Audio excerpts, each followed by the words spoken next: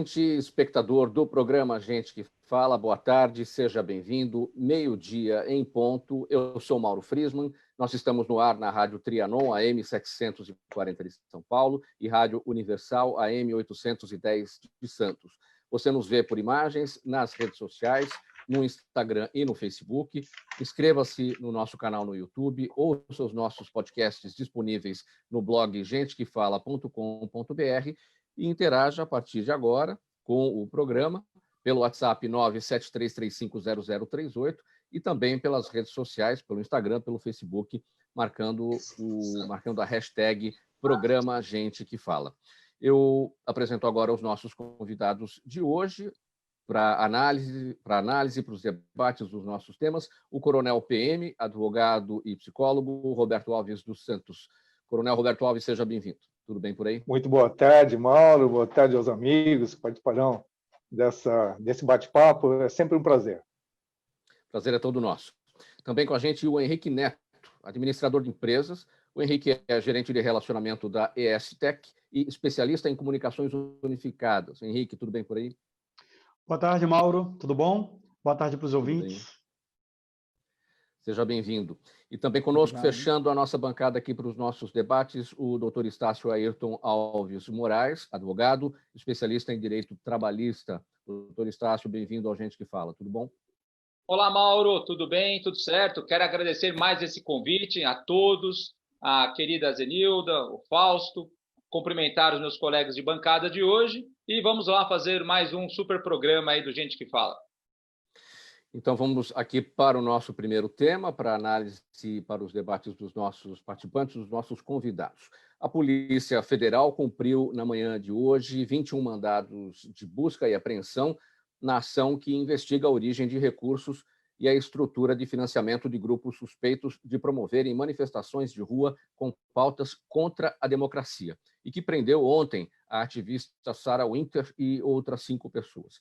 Entre os alvos desta operação de hoje da Polícia Federal estão Luiz Felipe Belmonte e Sérgio Lima, respectivamente vice-presidente e marqueteiro do Aliança pelo Brasil, que é o partido político que o presidente Bolsonaro está tentando fundar.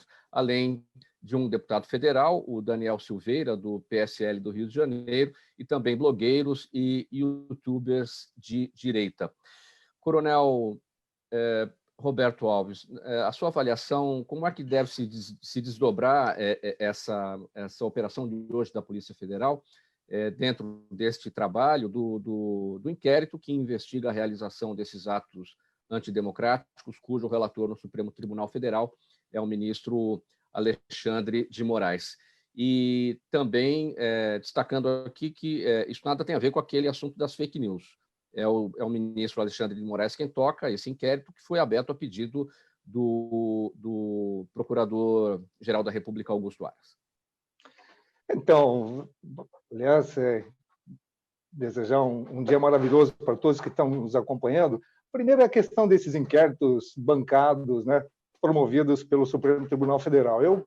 Quando eu fiz direito, o Supremo era a última instância do Judiciário, era o guardião da Constituição, mas em nenhum momento eu lembro do Supremo se posicionar como intentor de inquéritos para qualquer motivação, principalmente atos antidemocráticos, que eu também não sei, em livre manifestação, o que seria antidemocrático, democrático, porque nos últimos 40 anos eu acompanhei vilipêndios aos grandes valores nacionais, aos símbolos nacionais. A gente vê bandeira sendo queimada, bandeira do Brasil sendo queimada, vilipendiada.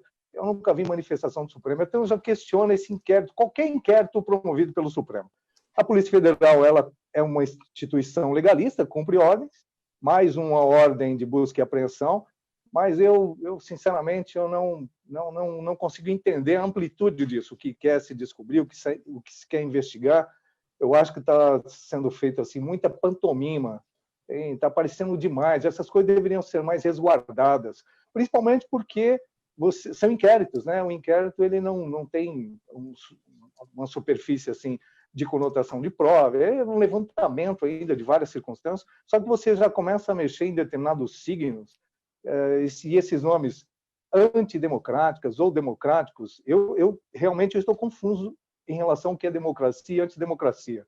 você destruir órgãos públicos, você agredir instituições nacionais, é democrático. Você falar contra instituições é antidemocrático. Então, sinceramente, eu vou aguardar, como todos nós brasileiros, a questão da fake news, que sequer a fake news sequer existe no ordenamento jurídico como algo criminoso. Eu já também, outra ressalva, eu já falei muitas coisas, já me manifestei muitas coisas perante os órgãos de imprensa, de comunicação, e hoje eu tenho que tomar um cuidado redobrado a quem eu vou me referir, porque a liberdade de expressão ela está muito cerceada, está muito limitada. Então, eu, sinceramente, vou até aguardar o posicionamento dos nossos companheiros, mas eu quero entender mais esse processo do porquê o Supremo, que é a última instância, o detentor do julgamento final, fazer um inquérito, qualquer que fosse a motivação. Então, já, para mim, a origem já está descaracterizada e já não tem muito o que se falar a respeito. Doutor Estácio, está de acordo com o coronel Roberto Alves?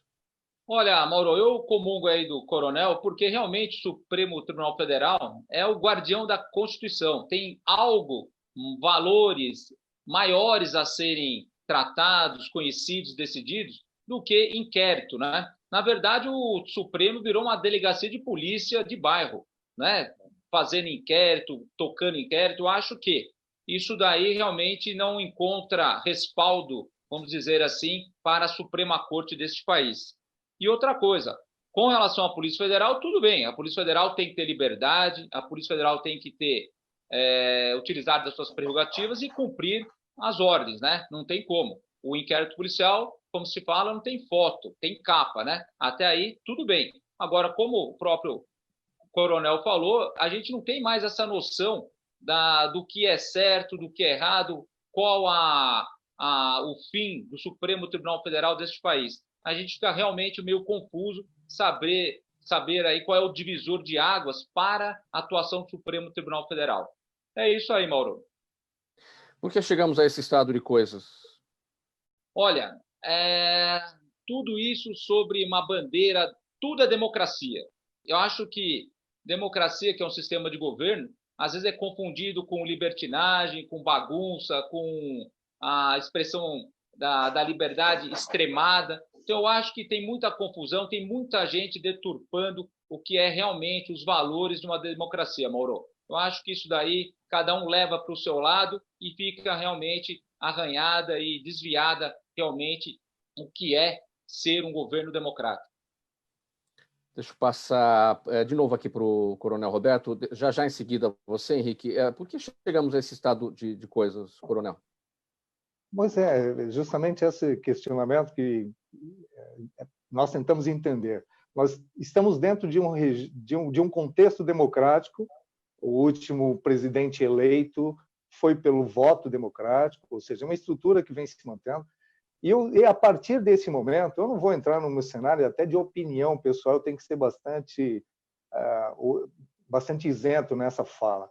Mas nós estamos dentro de uma estrutura democrática, em que a democracia é o direito do povo se manifestar, é a vontade do povo. A nossa Constituição foi feita para o povo, pelo povo, nós temos os representantes, que representam quem? O povo. Então, o povo deveria ser o soberano de qualquer democracia.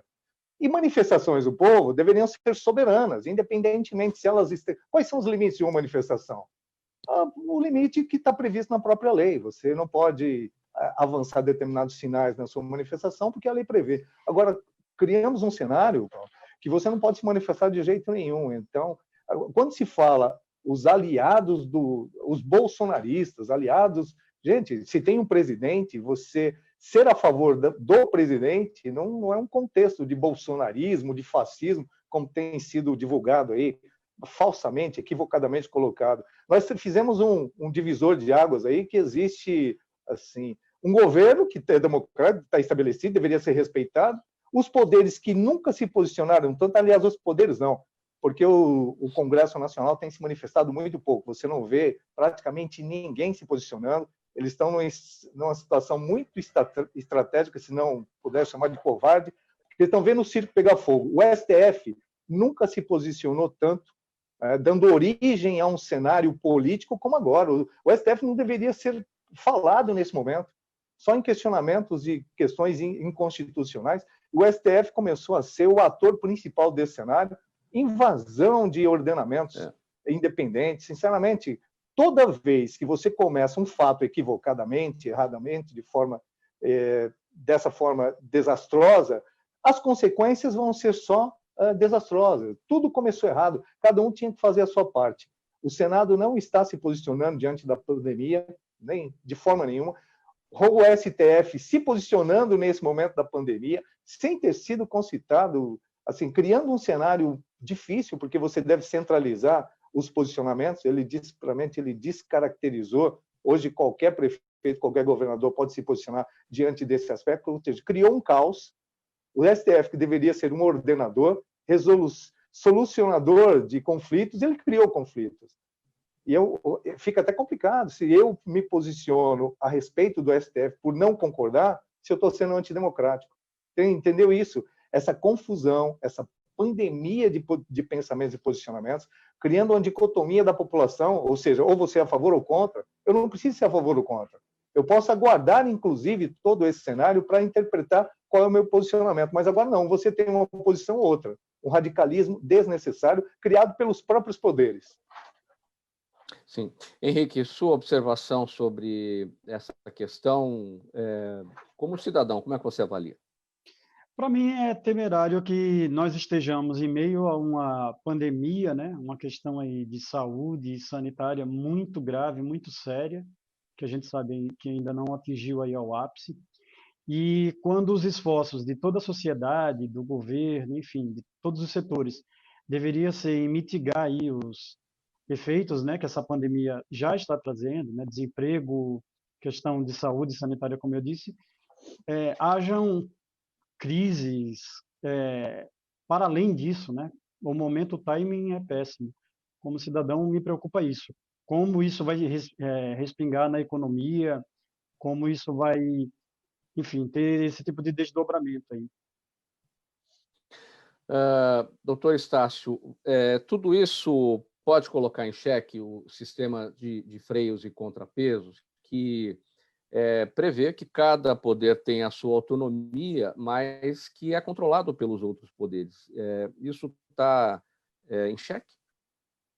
Pois é, eu acho que, como disse também o Roberto, né, o Supremo Tribunal Federal está se colocando numa posição de ator agora, né?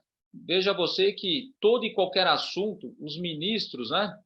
Eles não, parece que não pode abrir uma geladeira, aparecer uma lâmpada que já é televisão, já quer se posicionar, quer dar entrevista e fica dividindo realmente o país.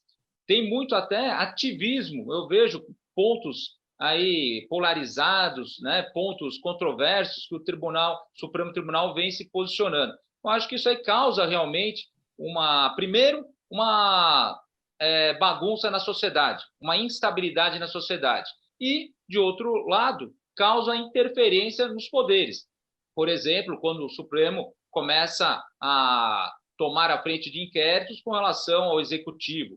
Então, Mauro, eu acho que aí, no sistema democrático, eu acho que os três poderes, que devem ser harmônicos, independentes, fica, de uma forma ou de outra, né, ameaçado por conta dessa interferência ativa do Supremo Tribunal Federal. Eu vejo isso com prejuízo para a tranquilidade da sociedade e até, por que não, de um sistema democrático. Você acompanha o programa Gente que Fala, aqui na Rádio Trianon, AM 740 de São Paulo, Rádio Universal, AM 810 de Santos, e nas redes sociais, no Instagram e no Facebook. Perguntas para os nossos convidados de hoje, os nossos participantes, pelo 973350038 e também pelas redes sociais, marcando a hashtag Programa Gente que Fala. O nosso segundo assunto da pauta de hoje, o presidente do Tribunal Superior Eleitoral, o ministro Luiz Roberto Barroso, afirmou no domingo que uma nova janela possível para a realização das eleições seria entre 15 de novembro e 30 de dezembro, mas a mudança depende de aprovação do Congresso Nacional. Nessa semana, os presidentes do Senado, Davi Alcolumbre, e da Câmara, Rodrigo Maia, terão audiências com médicos e especialistas para analisar a possibilidade. Por enquanto, o calendário está mantido. Coronel Roberto Alves, dá para fazer as eleições em outubro? Qual que é a sua avaliação? é necessário o adiamento? Quais são os riscos de se adiar, a possibilidade até de que isso ocorra no ano que vem? Eu vejo como tudo, imagine, eu nunca imaginei no país do futebol nós não termos futebol e nem imagem de quando isso pudesse acontecer. O nosso inverno ainda vai chegar e não precisa ser especialista. Eu tenho ouvido muito, infelizmente, governantes usando a medicina, a ciência, especialistas. Quem são os especialistas de um quadro que ninguém conhece nada? A pandemia ela está sendo reconhecida agora. É um vírus que ninguém sabe exatamente qual a potencialidade dele. Nós vamos viver o nosso inverno, que a Europa já deixou, uma realidade totalmente diferente da nossa, e a gente persiste em comparar os cenários, são totalmente diferentes.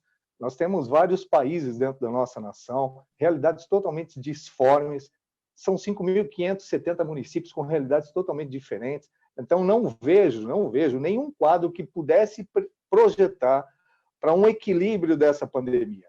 As medidas que já foram adotadas, que se mostraram, infelizmente, insuficientes ou não necessárias para aquele momento, nós não temos ideia, cientificamente falando, do que é uma quarentena. A quarentena era de 40 dias, nós passamos para 14, agora de 90, vai para 360. Então, nesse cenário conturbado, em que nenhum especialista pode garantir nada, porque os especialistas diferem nas suas posições, eu não vejo cenário para eleição, muito pelo contrário, porque o voto é o momento mais importante da democracia, se é que nós temos democracia no Brasil. Mas vamos considerar que tenhamos democracia. O momento mais importante é o momento que o povo, a população, pode se posicionar. A população hoje, com o cenário fica em casa, qual é o cenário que ela vai sair de casa para fazer um voto, ficar num distanciamento, com máscara, com isso, com aquilo? Qual é a qualidade desse voto? Quem são os candidatos? Qual o processo que esses candidatos vão ter nesse período para se posicionar, se manifestar? Que garantia que nós vamos ter diante desse cenário de que pode fisicamente, né, acontecer? Então, eu não vejo tudo que estivesse sendo colocado como datas e prazos agora, eles são supérfluos, não servem como referência. Não vejo clima emocional para que as pessoas votem, mesmo que fisicamente esteja estabelecido por um decreto, que a pandemia acabou, né? Porque são decretos municipais, estaduais e federais federal que têm assim discernido sobre o que pode e o que não pode fazer. Então, veja só, como é que você, por decreto, vai dizer a partir de agora está controlado e você pode votar? Não vejo cenário hoje, de forma alguma, para que a gente possa ter esse clima de votação.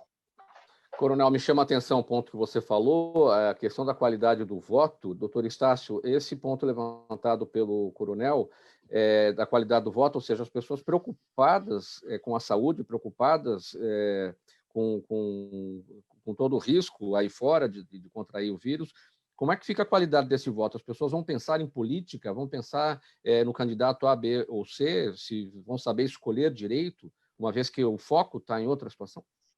Pois é, Mauro, veja que a nossa, vamos dizer, democracia, né, falando de novo, é ainda recente, é jovem, ainda engatinha, né? Sem problema de pandemia, sem preocupação do nosso valor maior que é a saúde, o voto do brasileiro, de todos nós, ainda não é aquele voto qualitativo, aquele voto, vamos dizer assim, bem consciente, né?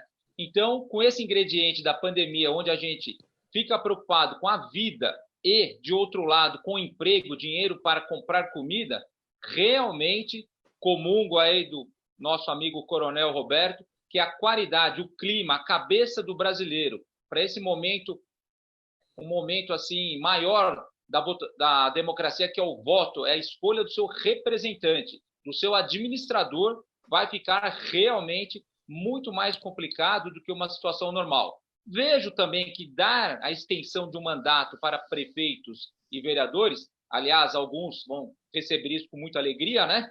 Porque, é verdade, aqueles que não foram tão... Não é verdade? Aqueles que não foram tão bons, né, Coronel? É isso mesmo. Vão ter aí um aviso prévio, vão ter aí uma extensão.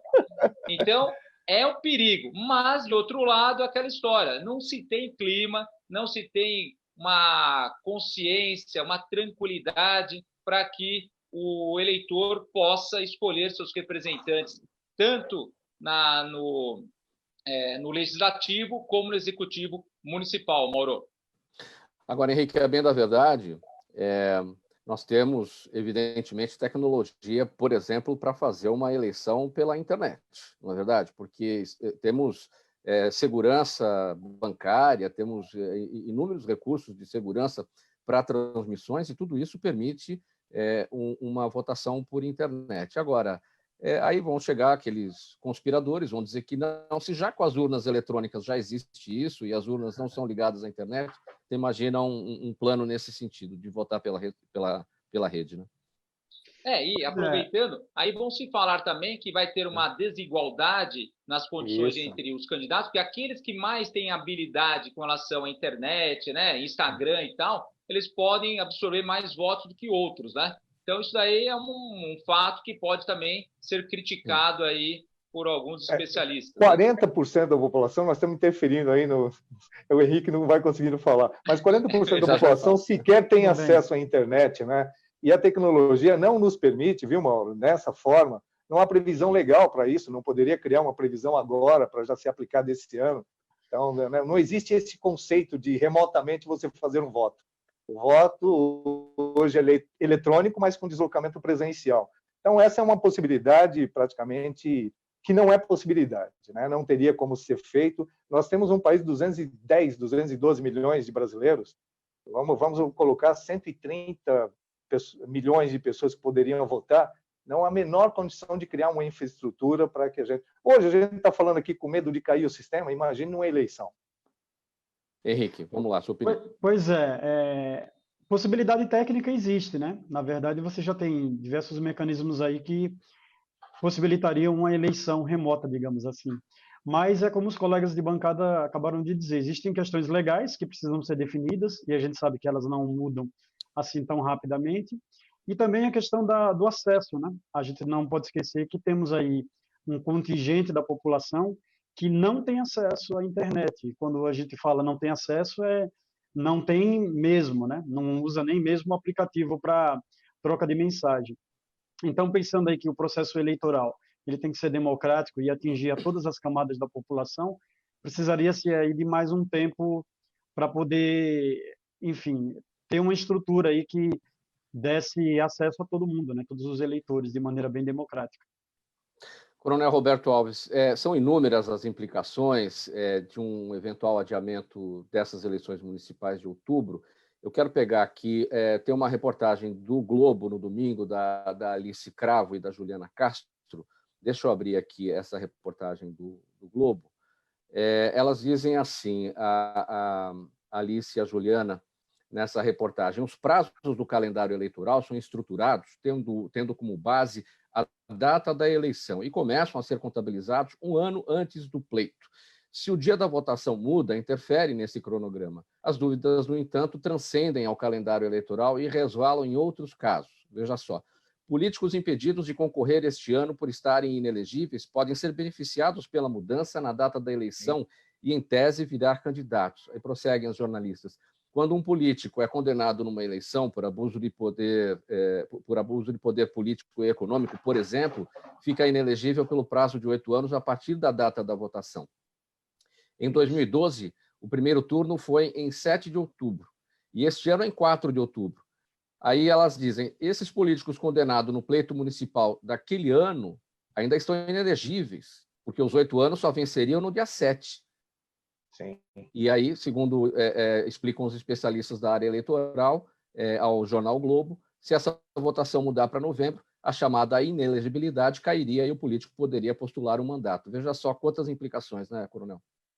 Não tenho dúvida. O STL está com uma batata quente muito grande, porque não tem um posicionamento popular, as pessoas não têm a menor condição de serem hoje orientadores desse processo, porque se a gente pensa no povo, o povo deveria ser o primeiro a ser ouvido.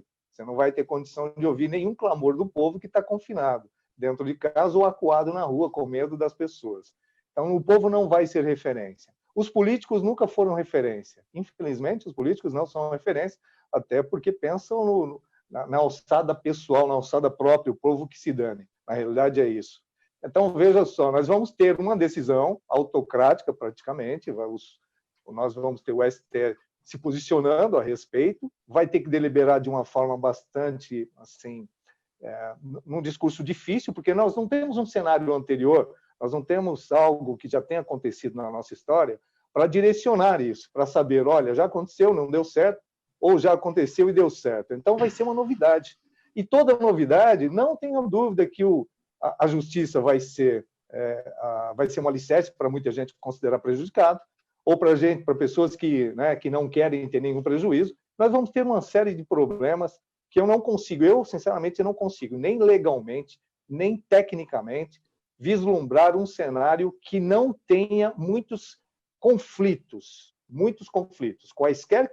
Qualquer que seja a decisão, ela vai ser conflitante, em todos os sentidos, de viabilidade desse voto ou de não prejudicar determinadas pessoas ou determinados projetos políticos que tem por aí. Então, Maurão, sinceramente, seria futurologia, não consigo imaginar, e tanto é difícil que os próprios órgãos responsáveis não têm posicionamento. Só falar em adiar ou antecipar, isso não resolve por nada, porque não tem uma materialização disso. Tá, vamos adiar e as consequências serão tais. Simplesmente só falam em adiar, em datas, isso serve muito pouco. O que eles deveriam estar esmiuçando agora, está certo. Em você alterando essas datas, quais são as consequências? Aí sim, colocar para as pessoas para que a gente pudesse até nos posicionarmos, né? Olha, se adiar tem essas consequências, se deixar para o ano que vem tem outras consequências. Hoje você não tem cenário algum. Então, a falta de informação dificulta totalmente qualquer projeção. Seguindo com os nossos temas nesta edição do programa Gente que Fala, você nos acompanha pela Rádio Trianon AM 740 de São Paulo, Rádio Universal AM 810 de Santos e nas redes sociais no Instagram e no Facebook, marcando a hashtag Programa Gente que Fala. Apanhadas de surpresa pela pandemia, a maioria das empresas precisou apostar no home office ou no teletrabalho como solução imediata para continuar a trabalhar. Muitas delas, no entanto, passaram a apostar nessa opção até mesmo para o pós-pandemia, devido à economia proporcionada e muitas vezes com ganho de eficiência. A solução, em quase todos os casos, está na implantação da tecnologia correta, que vai desde uma simples fonte de alimentação até os mais modernos sistemas de segurança eletrônica, telefonia e telecomunicações. Henrique, está havendo, de fato, ganho de eficiência no teletrabalho nesse momento, durante a pandemia? Mauro, sim, muito mesmo. Só para você ter uma ideia, teve uma pesquisa recente da consultoria Cushman & Wakefield com 122 executivos de empresas multinacionais que operam aqui no Brasil. E esses executivos ouvidos, né, disseram que pelo menos 73, quase 74% deles disseram que as empresas pretendem dar prosseguimento ao home office mesmo depois da pandemia. E isso antes era assim, algo como 40% das empresas tinham algum tipo de relação. Quais são os motivos que levaram a essa decisão? Bom, existe um ganho real para os dois lados. Para o lado da empresa, tem um ganho imediato que é, por exemplo, com um custo de locação de escritórios. Vocês devem imaginar que escritórios em áreas nobres da cidade, por exemplo, o preço é elevadíssimo. E esse nível de ocupação é muito alto. As empresas implementando home office, elas não precisam de escritórios tão grandes, né? Outra coisa também é que já existia tecnologia que propiciava essa modalidade de trabalho. Ela só não era adotada ainda por uma questão cultural. Lá nos Estados Unidos, por exemplo, pelo menos 13% das empresas fazem home office pelo menos 3 vezes por semana. Algumas, assim, têm o home office como algo definitivo. Aqui é algo novo, entre aspas. Fora algumas empresas, alguns nichos, quase ninguém fazia. Agora, por pressão da pandemia, o que se viu é o seguinte: sim, é possível e sim, é muito benéfico. Do ponto de vista do trabalhador, a gente não pode esquecer que numa cidade como São Paulo, o deslocamento é algo muito dramático, né? Você tem as pessoas que moram mais nas franjas da cidade, facilmente ela gasta aí 2 horas se deslocando em transporte público para chegar no trabalho, 2 horas para vir, 2 horas para voltar. Quando essa pessoa chega para trabalhar, ela já está exausta, né? Porque, enfim, trânsito, estresse. Quando se trabalha de casa, não, você não tem, de saída você não tem esse deslocamento. E ainda, se você tiver um pouco de disciplina e se organizar para essa atividade, a tua produtividade ela tem muito a crescer. E é isso que as empresas estão vendo agora. Elas estão exatamente nesse momento de observar que, por se sentir valorizado, por se sentir mais confortável e seguro, eu posso estar na minha casa e dar um suporte para o meu filho ou para as pessoas que moram ali comigo e, ao mesmo tempo, desenvolver minhas atividades. Então, sim, é um ganho para todos os lados. E o que nós estamos percebendo é o seguinte, que muitas empresas que eu atendo, por exemplo, muitos clientes, implementaram o home office até o final do ano, pelo menos, e algumas delas já estão falando até em deixar isso como definitivo. E as empresas estão prestando atenção, por exemplo, na questão do material que esse funcionário tem que usar para trabalhar, o equipamento, o computador, no caso, se usa internet, evidentemente que usa internet, claro, estamos falando de teletrabalho, de home office, a conexão, os custos para a manutenção de tudo isso seguem com a empresa, porque no escritório era a empresa quem custeava isso. Isso fica para o colaborador, fica para o funcionário. Como é que isso está em discussão? A gente tem visto alguns modelos, Mauro. Como é uma novidade, né? Como é algo novo, nós já temos empresas, por exemplo, que estão custeando a internet dos funcionários. Outras, por exemplo, estão montando o que eles chamam de kit home office e têm enviado para casa. Bom, como você bem disse, notebook, claro, é a ferramenta padrão. Mas tem empresas indo além disso. Tem algumas que estão, por exemplo, mandando a cadeira que o funcionário usava na empresa para ele ter mais ergonomia ao trabalhar em casa. Tem outras que, como eu falei, estão custeando a internet, a luz. Outras indo além e mandando monitor extra, teclado, mouse, enfim, criando maneiras de dar um conforto aí para esse funcionário, para que ele, e uma estrutura, né, para que ele possa desempenhar o trabalho dele com qualidade e, enfim, tomando para si, né, algumas dessas responsabilidades que, como você bem falou, eram antes totalmente da empresa. Então, eu acho que, no resumo, essas ações todas, que são bem iniciais, e a gente vê, por hora, ainda focada em algumas empresas, elas vão acabar se diluindo, ou melhor, se expandindo para empresas de diversos portes, e não vai ficar restrito só a multinacionais, por exemplo, ou grandes empresas. Eu acho que vai ser uma onda que vai vir para ficar. Coronel Roberto Alves, quero me socorrer aqui da sua expertise na psicologia. A gente tem que entender que, nesse momento de trabalho em casa, não adianta ficar de pijama na frente do computador. Você tem que dar um comando para o cérebro que ali é hora de trabalho, não é hora de descanso e de relaxamento. Então, você tem que acordar, fazer as suas atividades, se alimentar, ir para frente do computador devidamente, como se estivesse dentro do escritório. Isso é fundamental. Isso. Então, você tocou num ponto aí muito importante, né? Todas as medidas, quaisquer que sejam, elas têm pontos favoráveis e desfavoráveis. Na questão de economia, de recursos, vale transporte, vale alimentação, você tem uma série de estrutura física, não tenha dúvida, né? Mas você tem alguns conceitos que são novos. Primeiro, isolamento e confinamento. Nós vivemos um momento hoje de isolamento e confinamento por determinação legal, nós temos que ficar confinados. O ser humano é social, o ser humano é um animal social, ele precisa de interatividade para sobreviver. Nosso cérebro, ele precisa dessa interatividade. Toda vez que você isola, que você confina, você cria infelizmente, determinadas consequências, né, neurotransmissores, que você vai ter problemas emocionais, você vai ter problemas comportamentais. Hoje, a obesidade e o sedentarismo respondem por 35% a 40% das causas de mortes no mundo. Agora, você imagina alguém isolado, confinado, dentro desse conceito de sedentarismo, e ele está muito ligado à obesidade. As pessoas já não têm organização para determinar horários, horário de alimentação, horário de trabalho dentro dessa nova realidade.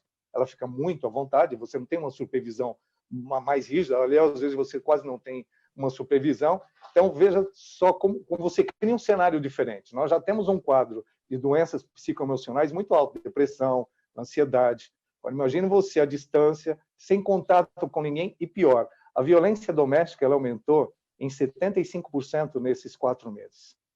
Então, do mesmo lado, de um lado, que pode ser bom você estar próximo da família, de outro lado, é terrível porque você nunca administrou a família trabalhando. Então, o filho que vai te pedir alguma coisa, ele não entende que você está trabalhando no computador, por quê? O brasileiro passa, em média, 9,14 minutos por dia nas mídias, ou seja, nas mídias não, na tecnologia, ou no celular ou no computador. Então, se você está fazendo isso no escritório, a mulher não reclama, o filho não reclama porque não está te vendo, mas dentro de casa, você não dar atenção, você não compartilhar atenção com esse cenário de pessoas que querem atenção, porque nunca tiveram você dentro de casa, seja pai, seja mãe, vai ser muito complexo. Ou você se isola ainda mais, olha, põe o filho no quarto porque eu preciso ficar isolado, ou eu me fecho no quarto porque eu preciso de privacidade e tranquilidade para trabalhar. Então, esse é um cenário muito ruim. Você estar distante fisicamente é entendível pelo cérebro. Agora, você estar distante fisicamente próximo é péssimo. Aquela relação que você dorme junto, mas um do lado do outro, não serve. Então, é um cenário que nós vamos ter consequências ainda não conhecidas, mas muito fáceis de se projetar, porque o ser humano não pode viver em isolamento, em confinamento. Então, só essa condição já é um fomentador para doenças psicoemocionais. Vamos ter que ter, as empresas vão ter que ter um trabalho muito grande de supervisar, orientar, acompanhar e estimular essa pessoa, porque não é fácil. Até o cachorro não está entendendo que você está em casa trabalhando, coronel. Imagina, ninguém entende. Você não entende. O nosso cérebro ele não foi projetado para ficar isolado. Nós somos seres humanos sociais. O que nos difere, até os grupos primitivos, eles vivem em sociedades, são comunidades. Quando você começa a restringir para a menor comunidade, que é a família, e muitas pessoas moram sozinhas. Nós temos esse quadro de pessoas que já são isoladas por natureza.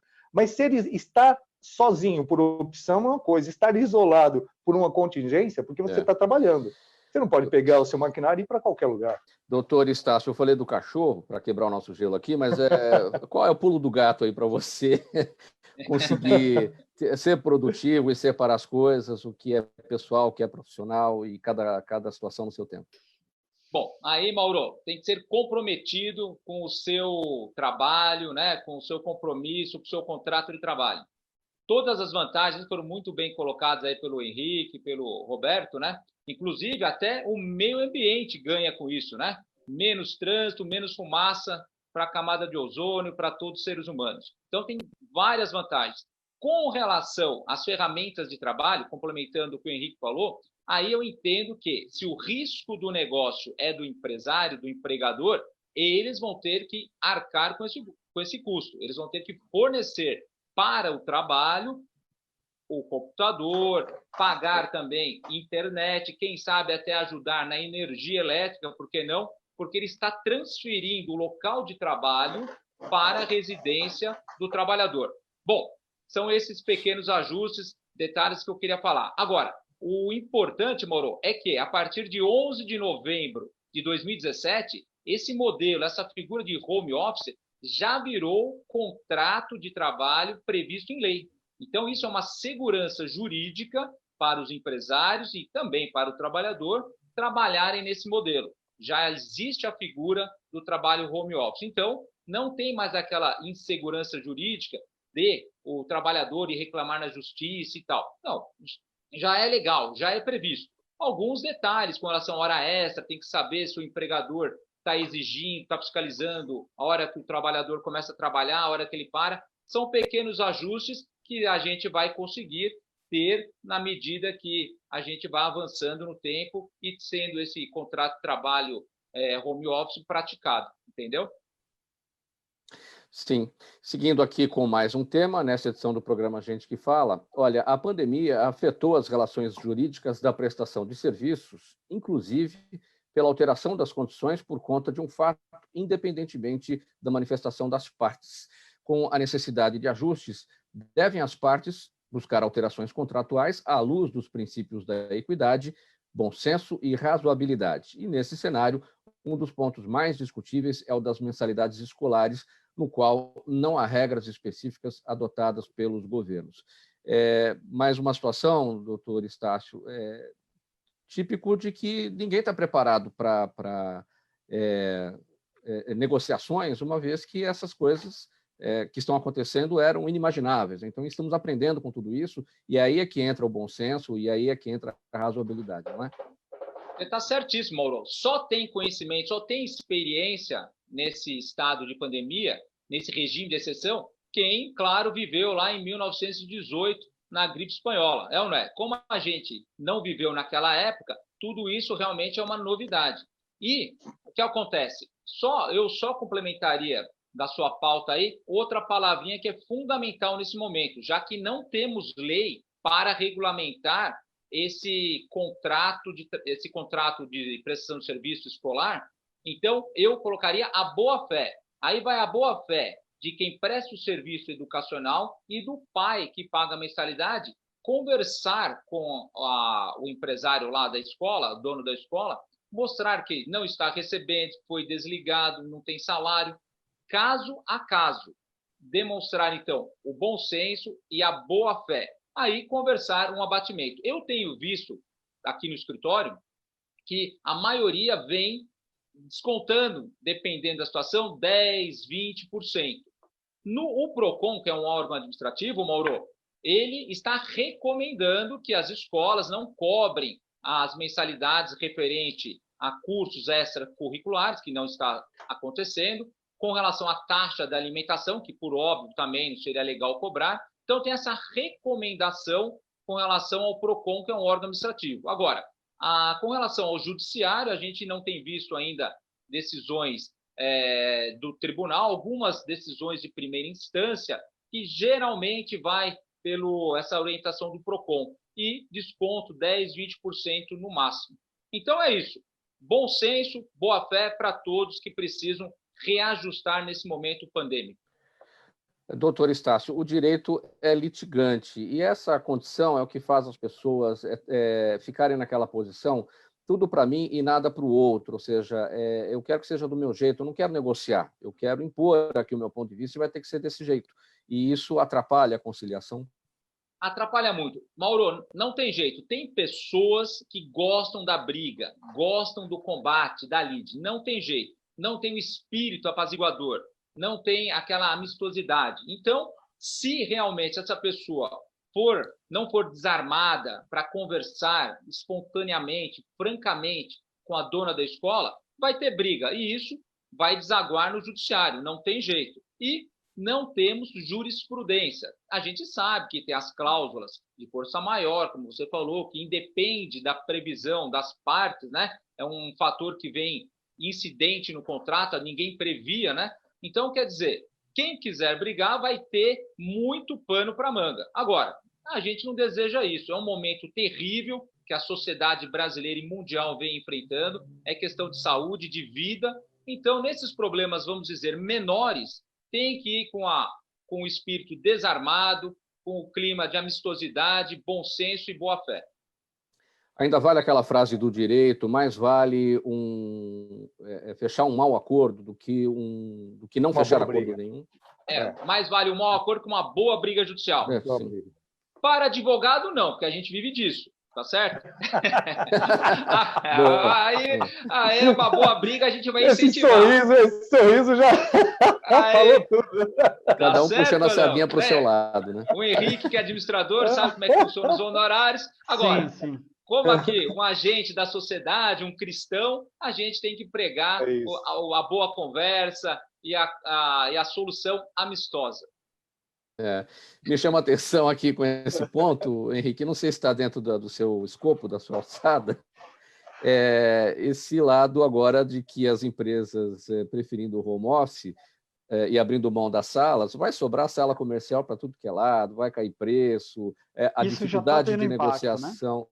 A dificuldade de negociação de valores, porque, enfim, está todo mundo apertado agora. Como administrar esse aspecto? Olha, Mauro, a gente tem visto assim que isso já está sendo afetado, né? O mercado imobiliário para esse mundo corporativo já está passando aí por um sobressalto, né?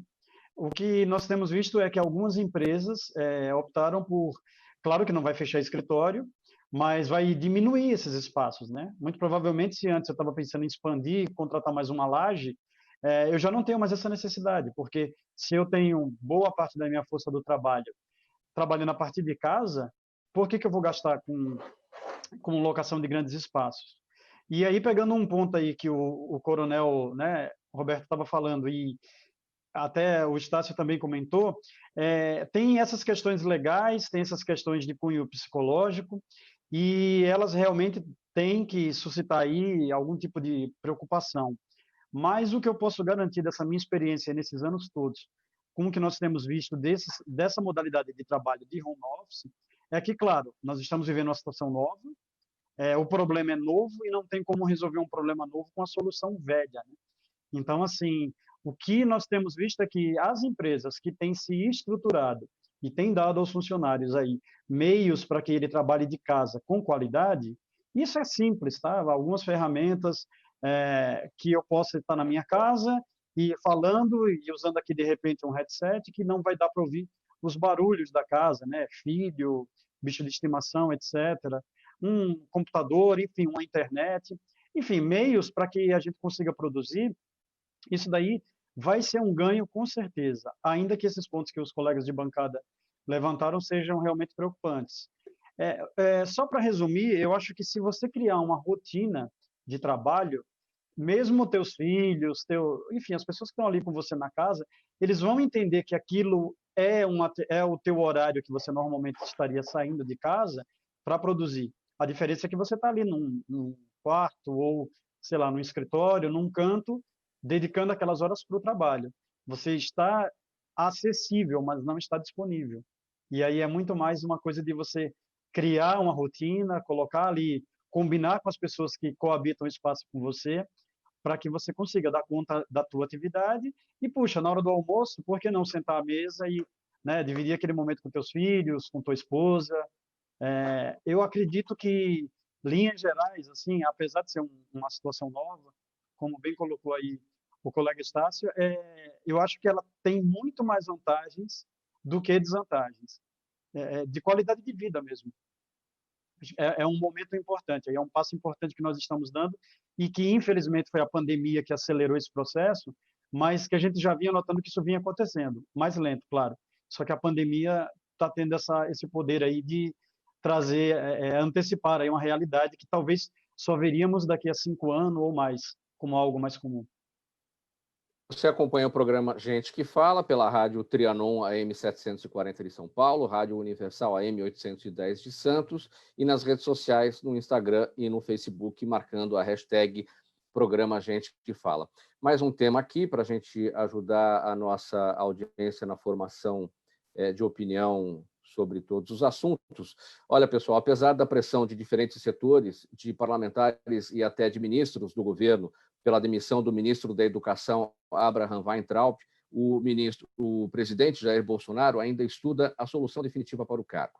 Segundo assessores do governo, pesa para o outro lado a pressão dos filhos do presidente e da militância bolsonarista, que pedem a permanência de Weintraub com o argumento de que ele tem um simbolismo muito grande na ala ideológica.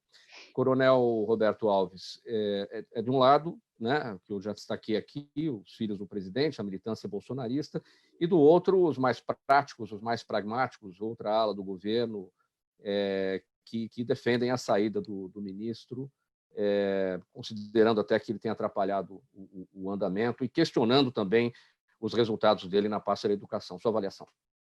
Primeiro que você avaliar qualquer coisa em tão pouco tempo seria prematuro, seria assim, totalmente inconsequente. A pessoa não tem nem condição de trabalho. Nós estamos falando de um momento de pandemia que ninguém consegue realizar com qualidade absolutamente nada. E nessa esfera política, eu já questiono qualquer posicionamento.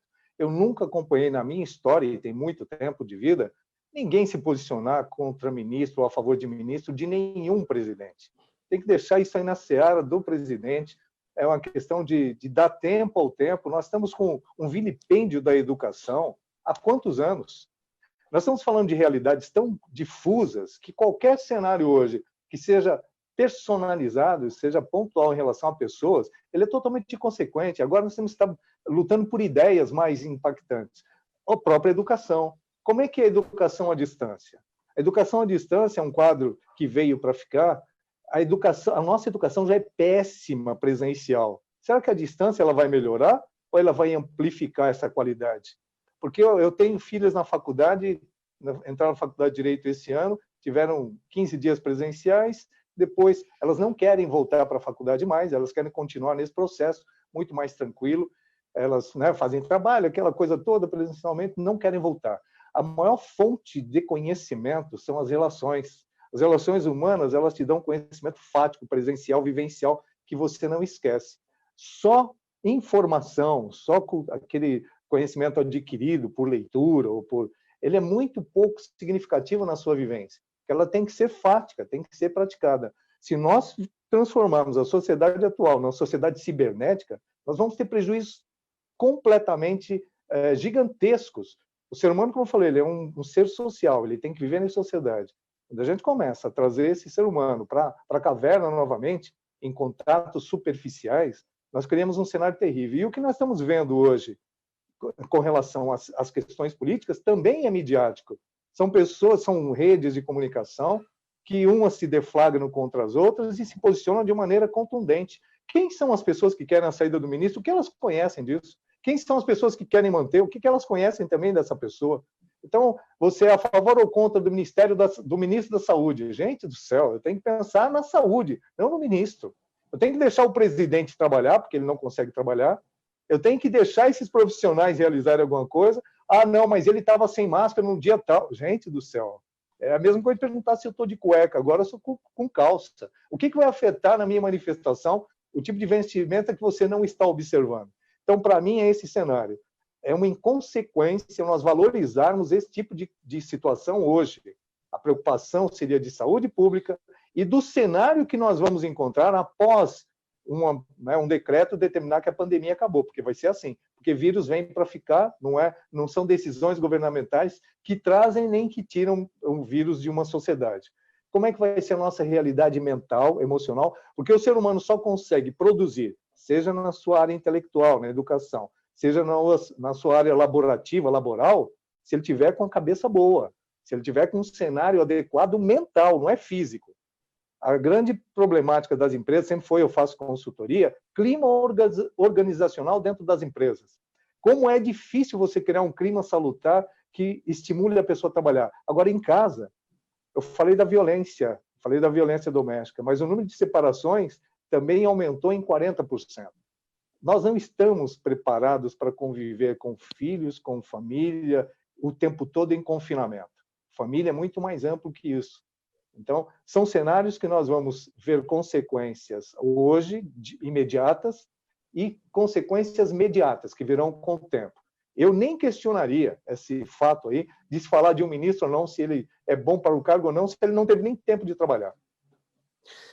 Doutor Estácio, o ministro Weintraub foi até criticado pelo presidente Bolsonaro quando esteve junto de apoiadores no domingo, no final de semana, sem máscara, foi multado em razão disso. O presidente disse que ele não foi prudente.